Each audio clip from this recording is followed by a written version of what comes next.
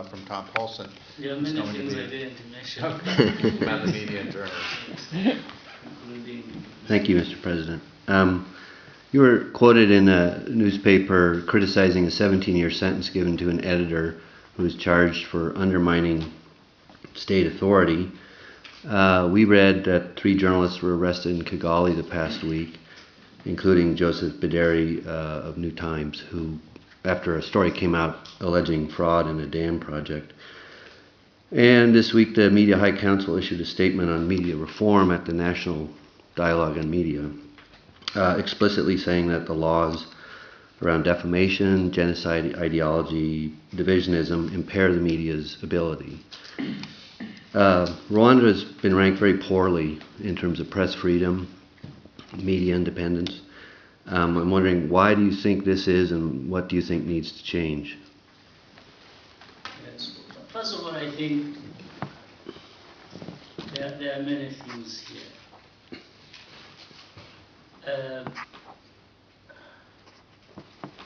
Rwanda has been ranked poorly, not because it should be ranked poorly.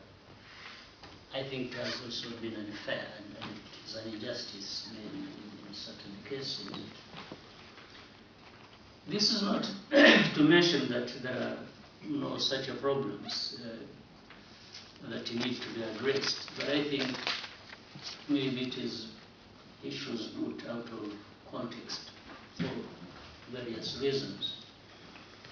As we have seen, there are struggles in the media, even in the most developed parts of this world we've seen recently.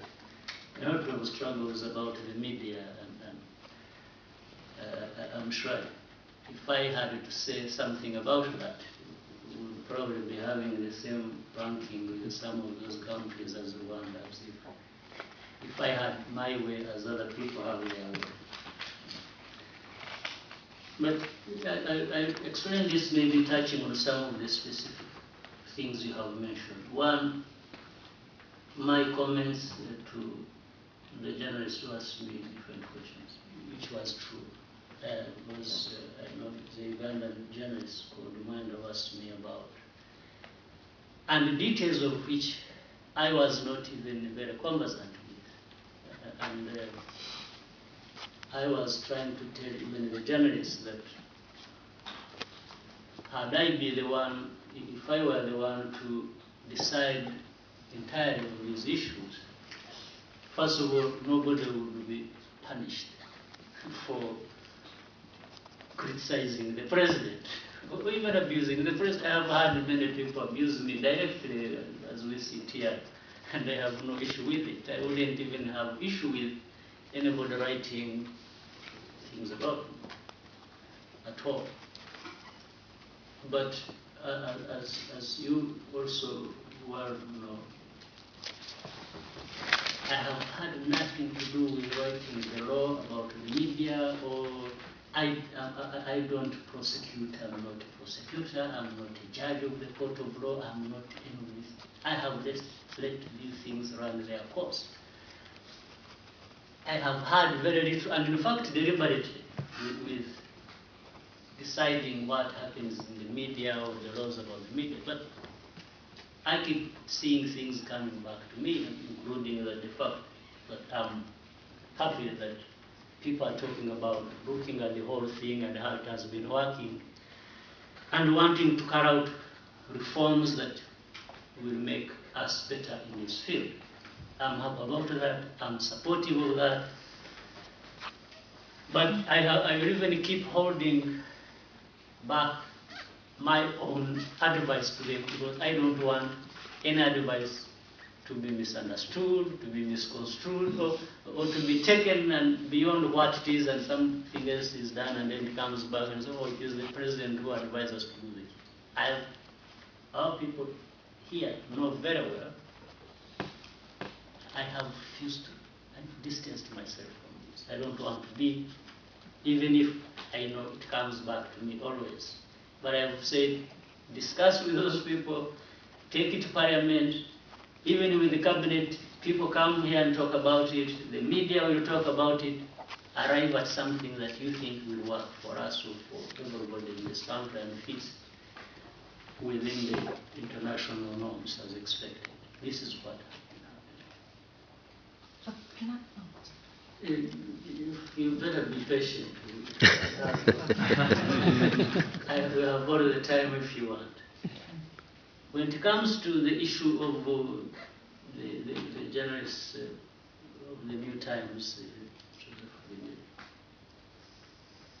it's very unfortunate because, again, it's something that is entirely either mistakes of individuals and then it is all of a sudden extrapolated into something else. What I learned about, for example, this particular case, in fact, it happened when I was traveling out of the country. When I came back, I found there was this, and I even had to ask what happened and so on. First of all, there is a case that is being investigated about the energy sector, some investment that was done in one place. In this case, it is assumed that actually the ministry that was responsible, that the minister or other officials that were responsible for this sector at the time did something wrong. And there is a case going on. The parliament is investigating, the police is investigating. But for all that time it is happening and people want to get to the bottom of the matter if there was any corruption or any misappropriation of government funds and so on and so forth.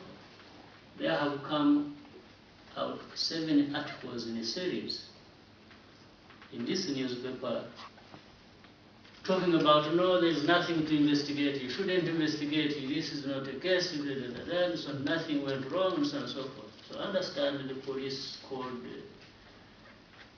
the head of this paper and asked him and said, what interest do you have in this case that you are always interfering with the investigation of this case by parliament and by police, to the point, what is it that is driving you? Is it somebody who possibly has a role in mismanagement of this project that is telling you to write this? What is going on? Then I understand a quarrel, I think, between the police and the journalists that were being asked for. And out of this quarrel, the police decided to say, oh, so we are asking you this, we have called you to ask you to explain us to us, and now you are just coming here to disrespect or abuse the police. And the police arrested this person on this basis. Now, the issue is whether did the police have to arrest this person on this basis. Now, this is possibly a wrong judgment of the policeman, and so on and so forth. Of course, now the issue comes out, the journalists are being harassed and so on and so on and so forth. Now it plods into, now it comes up to me and says, no, the media here is not like this. No, maybe it's not only the media, it's also the police. The media, the police, maybe everybody is at fault.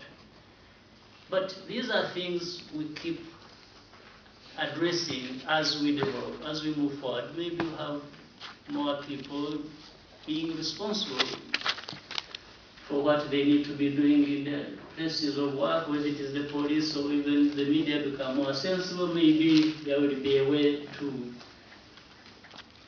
handle and manage better media issues when these reforms are carried out, that those that are underway, or when you have people who better practitioners in the media. It keeps improving. This is my hope. But there is no other impediment to media development in this country. It's not that the president doesn't want this, it's not that this, no, it's where we are coming from in every sector, including the media, which was said that I hadn't mentioned. It's like that. It's all work in progress. People getting better. There are many messes going on in the different sectors other than the media. So it's something that people possibly have to be patient about, and we keep trying to see how best we can move forward. Yeah. And indeed, and rightly, when this journalist from Uganda asked me, said, "Are you unhappy that this genuinely, I wouldn't, I told you, I wouldn't, first of all, if I was the one to make the judgment, want the journalist to be arrested in the first place. Secondly, to be given 17 years. And I know it comes back and hits the country, but whether I'm going now to be the one to keep saying, this one don't arrest, you arrest, instead of 17 years, give him 2 or 1 or nothing.